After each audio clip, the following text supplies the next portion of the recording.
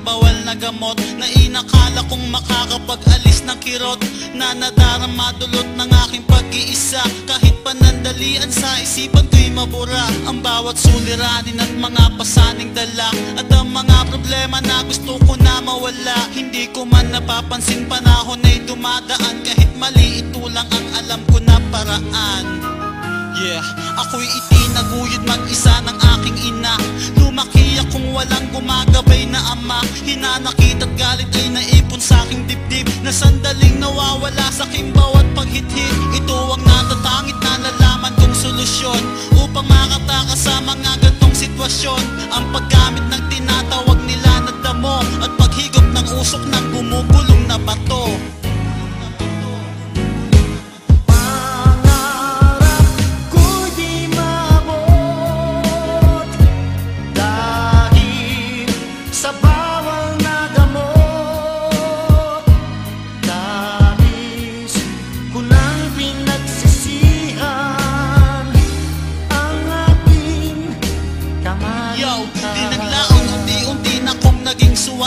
Sa aking inay sumusuway at di ako mapigil. Ginagawa ko kahit na ano mang gustuhin ko, nang di man lang pinapakinggan binigay niyang payo. Ugali ko'y nagbago nang di ko namamalayan. May mga nawala sa akin ang di ko nalalaman. Di ko napapansin ang kanyang mga sakripisyo. Nilamon na ng bisyo ang buo kong pagkatao.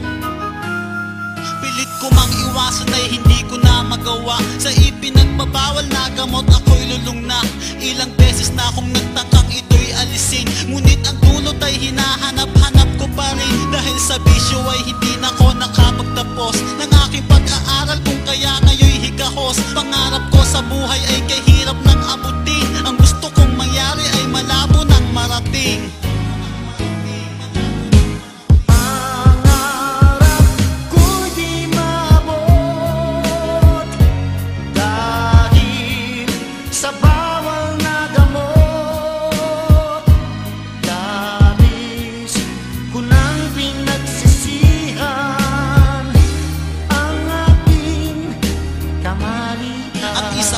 Pagkagising ko wala na lahat, aking kinabukasan ay hindi ko na matiyak. Dahil sa bisyo na humihila ng paibaba, lahat ng mga pinangarap ko nooy nawala. Sinayang ko ang panahon sa walang katuturan. Ang pagkakataon ay di ko pinahalagahan. Pangaral ng magulang ay di ko pinapakinggan. Kaya ngayon ay heto ang aking kinahantungan.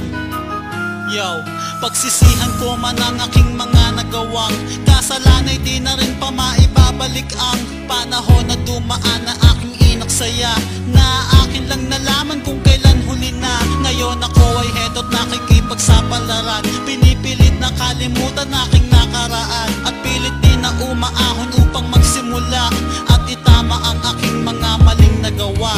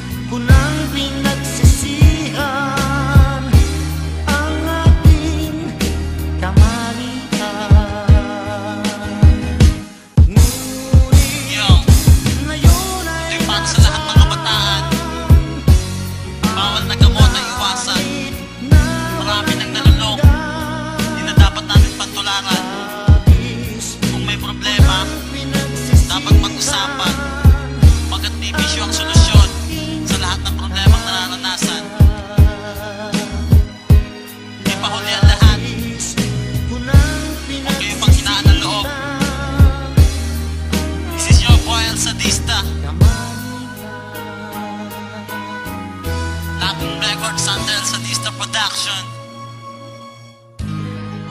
Me out.